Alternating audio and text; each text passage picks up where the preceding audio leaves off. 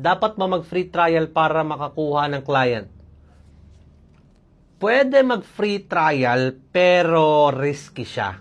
Kasi mas madalas naka-attract mo yung maling clients.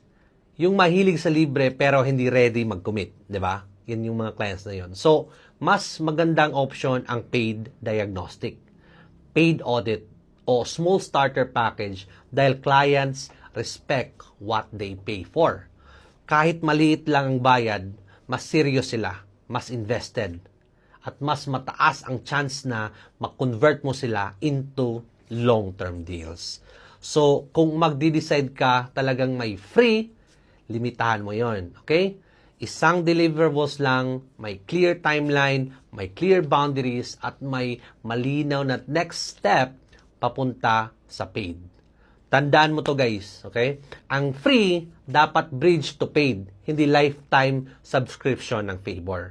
At kung hindi sila willing mag-invest, kahit maliit na amount yon, malabo rin silang mag-invest ng malaki later. Value your work and position yourself as a professional, not a free resource.